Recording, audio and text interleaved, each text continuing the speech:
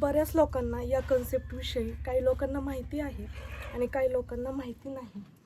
तर तुम्ही बघू शकता आपली ग्रोथ कशी झालेली आहे आणि व्यवस्थित पूर्ण सगळीकडे धान कसं उगवलं आहे. तर या व्हिडिओमध्ये मी तुम्हाला पूर्ण टोटल हायड्रोपॉनिकचा जुगाड मी घरच्या घरी कसा केला किंवा कमी खर्चामध्ये हायड्रोपॉनिक सेटअप कसा उभा करायचा हे मी तुम्हाला व्हिडिओमध्ये डिटेल सांगणार आहे.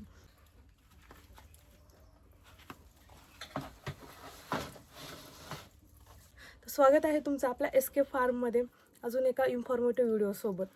तर तुम्ही बघू शकता आता सगळ्यांना माहिती आहे की मी हायड्रोपॉनिक प्रोजेक्ट्स होते, पण काही लोकांचे मला कमेंट्स आल्या होत्या की ताई नेमकं तुम्ही म्हणजे हायड्रोपॉनिक सेटअप कुठून आणला, का त्याचे प्राईस किती, कंपनीचं नाव काय, तुम्ही ऑर्डर कसं केलं, प्लस यासोबत हे ट्रे वगैरे आहेत हे त्या सेटअपमध्ये येतात का, म्हणजे बरेच छोटे छोटे प्रश्न असतात. आणि काही लोकांना करायचं असतं पण त्यांना हा पाहिजे असा सेटअप मिळत नाही किंवा घरी तयार करता येत नाही.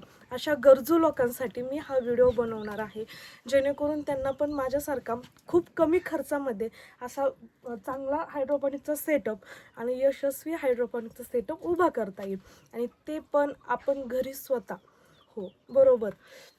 आता तुम्ही बघू शकता, आता हे तुम्ही चॅनल बघू शकता, हे लोखंडी चॅनल आहे.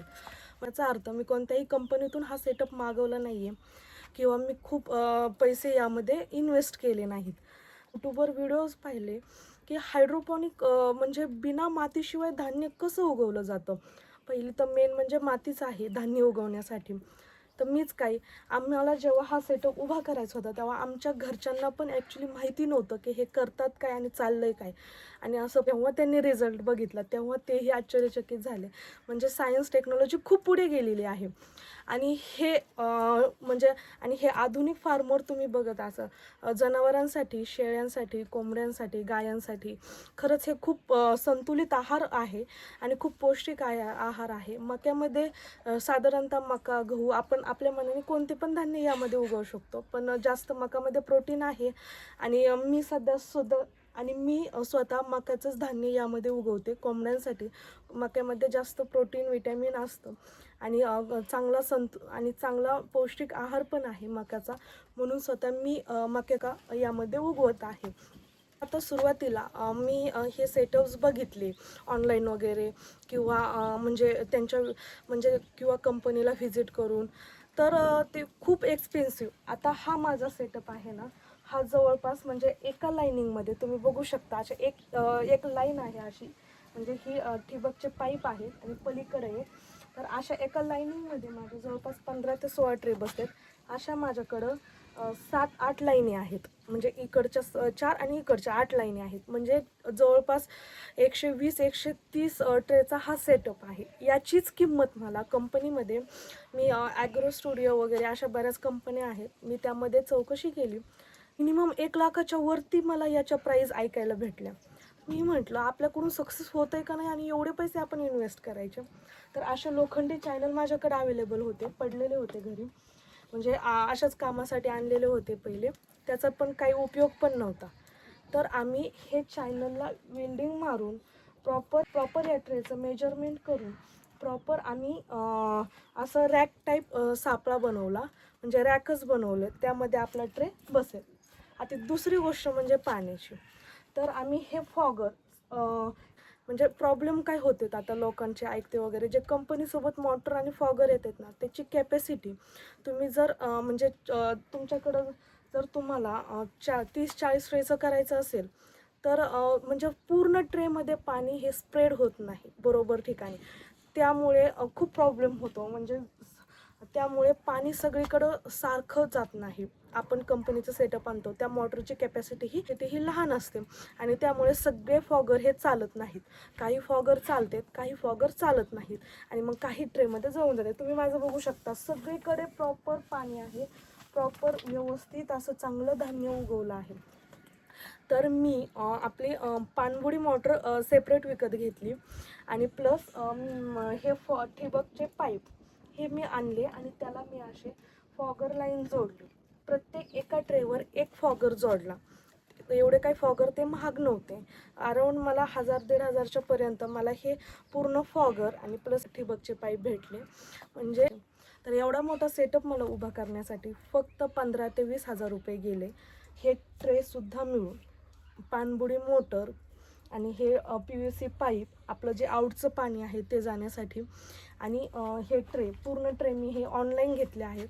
कोणाला जर असे ट्रे आणि जर कोणाला असे ट्रे पाहिजे असतील तर मी टॅग करते प्रॉडक्ट, तिथं जाऊन तुम्ही डिलिव्हरी करू शकता. तर थोडं हायड्रोपॉनिकचं महत्त्व मी तुम्हाला सांगते. तर हायड्रोपॉनिकचं महत्त्व म्हणजे जागा कमी लागते. मी यावर व्हिडिओज बनवला आहे, तिथं तुम्ही बघितलं तरी आता डबल बघा. एक तर जागा कमी लागते आणि काम सोपं आहे. फक्त आपल्या टायमिंगनुसार दिवसातून अर्धा तास द्यायचा आहे, सकाळी किंवा संध्याकाळी. म्हणजे दररोज भिजत घालायची मका, आदल्या दिवसाची मका ही पोत्यामध्ये ठेवायची आणि पोत्यातली मका ही ट्रेमध्ये टाकायची. म्हणजे आपल्याला ह्या 3 प्रोसेस अर्ध्या तासामध्ये दररोज एकदा वेळ काढून करायच्या आहेत. बस एवढंच करायचं आहे. ॲटोमॅटिक टायमर जोडलेला असतो, प्लस मोटर आहे ती त्याचं काम करत आहे. फक्त आपल्याला पाणी बघायचं आहे, पाणी कमी पडू द्यायचं नाही मोटरीला. म्हणजे पाण्याची सुविधा फक्त आपल्याला बघायची आहे. आणि हायड्रोपॉनिक आता बरेचसे प्रगतशील शेतकरी आहेत, ते त्यांच्या फार्मवर ही शेती करत आहेत आणि ही आमच्या इथं आजूबाजूला कुठंच नाही आहे. त्यामुळे बरेच लोक येतात आणि आश्चर्यचकित होतात. म्हणजे पाणीच लागतं, माती नाही आहे, उगवतं कसं काय. तर यामध्ये तुम्ही बघू शकता, म्हणजे ही असं मोड आलेला असतो आणि पूर्ण मका म्हणजे चीक झालेला असतो. ते कोंबड्यांसाठी खूप पौष्टिक आहे. कोंबड्यांसाठीच, इवन कोंबड्यांसाठीच नाही तर कोणत्याही जनावरांसाठी. मी मगाशी सांगितल्याप्रमाणे शेळ्यांच्या फार्मवर लोक करतात, गायांसाठी करतात. त्यामध्ये दुधाचं पण प्रमाण वाढत आहे, कोंबड्यांमध्ये अंड्याचं प्रमाण वाढत आहे. आणि आता उन्हाळा आहे, तर उन्हाळ्यामध्ये तर मी खाद्य मॅनेजमेंट असंच करते. म्हणजे मी एक टाईमच फक्त पोल्ट्री फीड देते आणि दुसरा टाईम आहे तर मी काही भाजीपाला आहे आणि प्लस मी हे मका वगैरे म्हणजे आपलं हे हायड्रोपॉनिकचे ट्रेस टाकते. त्यांना कट करून नाही टाकले, असे टाकले तरी ते खातेत. आणि चांगलं म्हणजे माझ्या कोंबड्यांना सवय लागलेली आहे, त्यामुळे त्यांना म्हणजे खूप आवडत आहे हा चारा. उन्हामुळे त्यांना म्हणजे थंड चाऱ्याची गरजच लागत आहे. हायड्रोपॉनिकचं तुम्हाला समजलंच असेल आता, बिना मातीतून कसं धान्य उगवलं जातं आणि पूर्ण याविषयी म्हणजे डिटेलमध्ये व्हिडिओ बनवला आहे. तुम्हाला जर हा माझा सेटअप आवडला असेल आणि तुम्हाला ही माहिती उपयोगी वाटत असेल, मला नाही वाटत की तुम्हाला कोणी अशी माहिती सांगितली असेल, हायड्रोपॉनिकचा सेटअप कसा उभा करायचा, घरच्या घरी जुगाड कसा केला, हे जे प्रत्येक साहित्य दिसते ना, हे टायमर्स, हे ट्रे वगैरे, हे सगळं मी सेपरेट ऑर्डर केलेलं आहे. ॲक्च्युली म्हणजे पूर्ण सेटअप आपण त्यामध्ये फसतो, पण त्या सेटअप कोणत्याही कामाचा नसतो. कारण ती गोष्ट आपल्याला त्याला सुटेबल होत नसते. एक तर फॉगर आले तर पाणी जास्त ते मोटर मारत नाही, प्लस आपल्याला परत बाहेरूनच सेपरेट आणावं लागतं. त्यामुळे अशा सेटअपच्या तुम्ही नादी लागू नका. पहिली गोष्ट म्हणजे तुम्ही जर असं माझ्यासारखं नुसतं तुमच्याकडे चॅनल तुम्ही विकत आणा. म्हणजे एवढे हार्ड नाही आणले, कारण यामध्ये ट्रेचं वजन काही कमीच राहणार आहे. तुम्ही थोडे मीडियम आणले तरी चालतील. आणि तुम्ही असं घरच्या घरी वेल्डिंग मारून सेटअप तयार करा.